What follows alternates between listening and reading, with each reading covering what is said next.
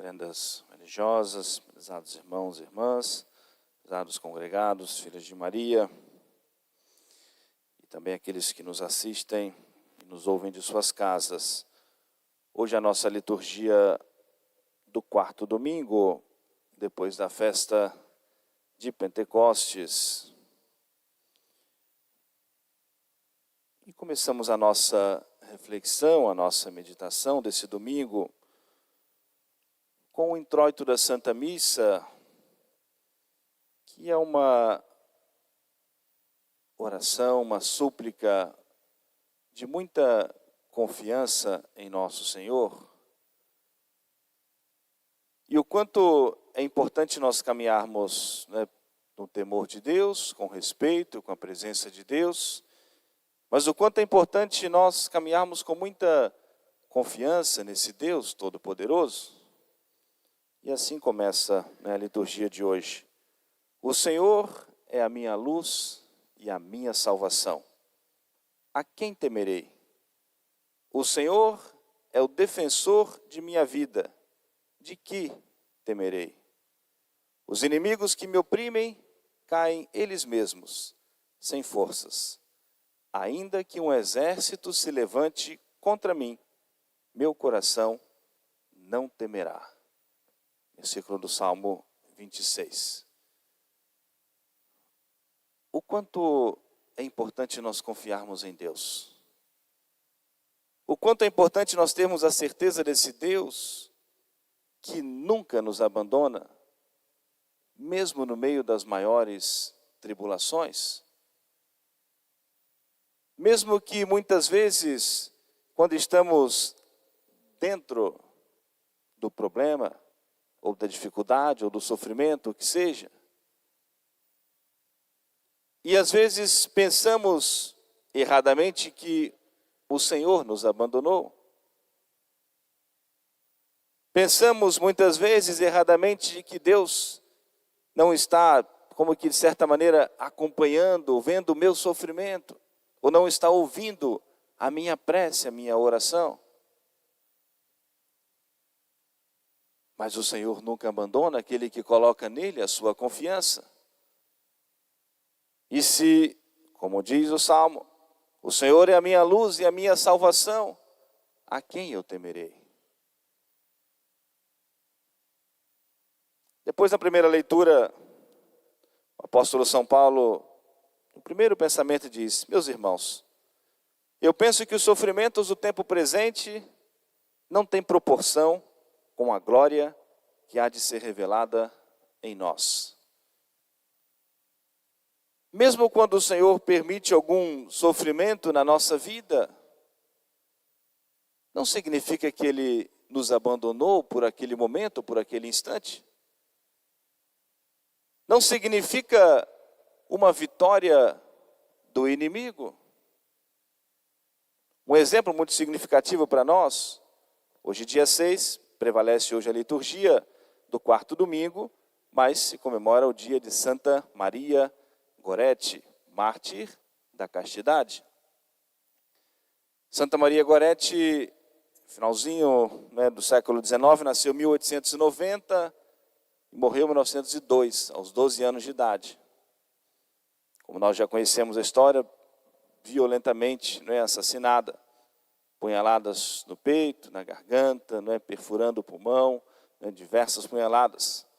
Por um jovem que era como que um irmão de criação, próximo assim a ela, e que queria levá-la ao pecado, e ela resistiu.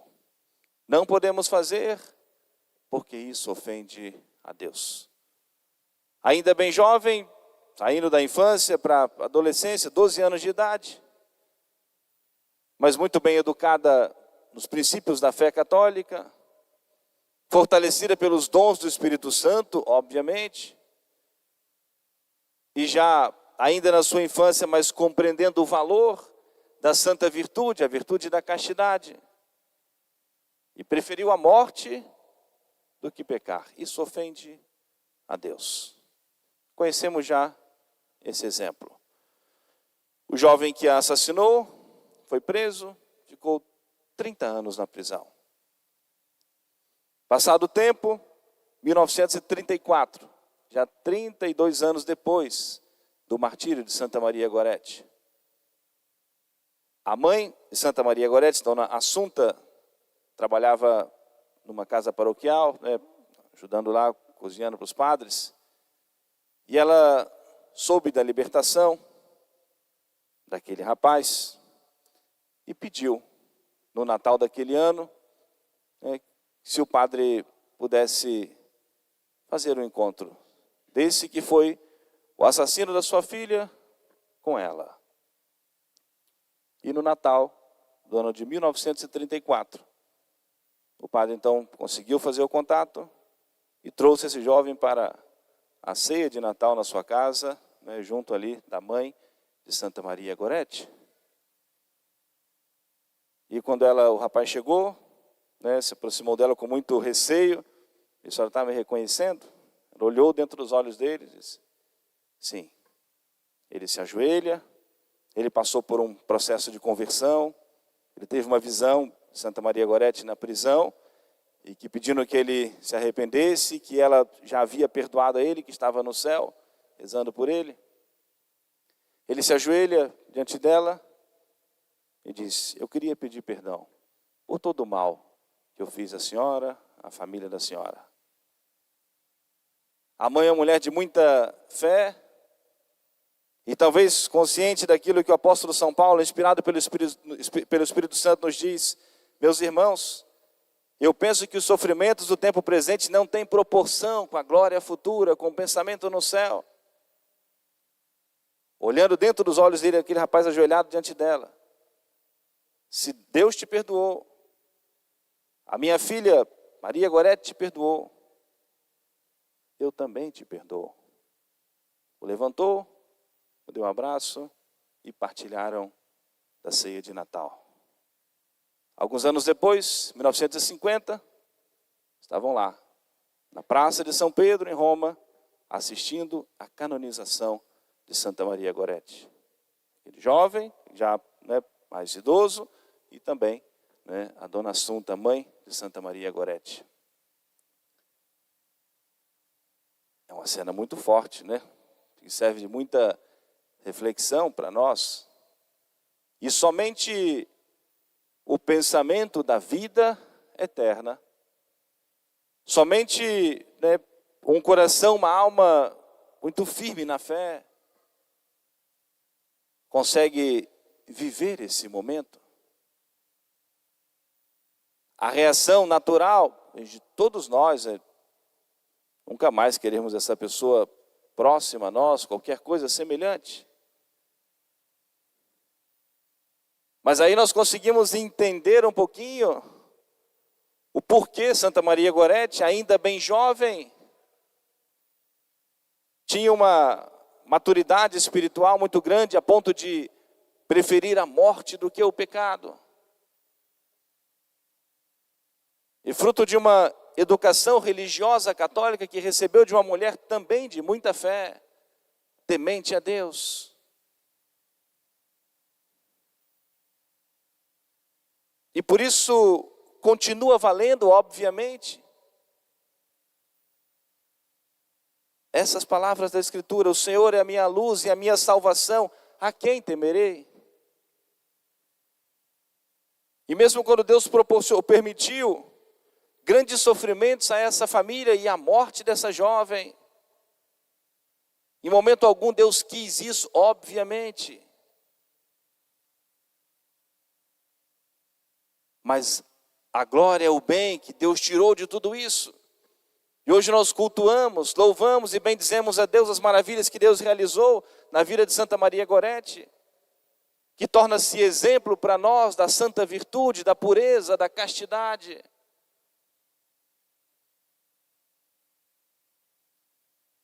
E que muitas vezes nós nos desculpamos por um mundo tão pervertido e não queremos nos esforçar um pouco mais para guardarmos também esta santa virtude. A igreja, quando canoniza os santos, não é só como que um boletim informativo de que tal pessoa está no céu. É nos apresentando essa pessoa como modelo de vida, de virtude, para nós imitarmos os seus exemplos e também um dia alcançarmos o céu. E por isso essa deve ser a direção da nossa vida, esse pensamento constante do céu.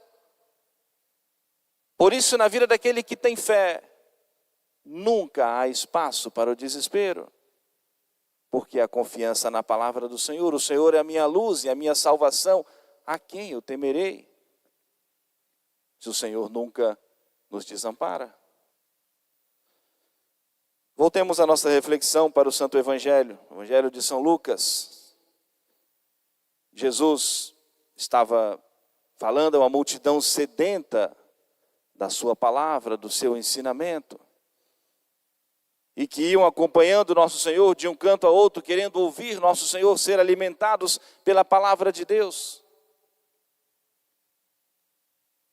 E Jesus então encontrou-se com o grupo ali que vão ser os apóstolos, entrou na barca de um deles, na barca de Pedro, se afastou um pouco para que pudesse alcançar melhor a multidão e começa a ensinar.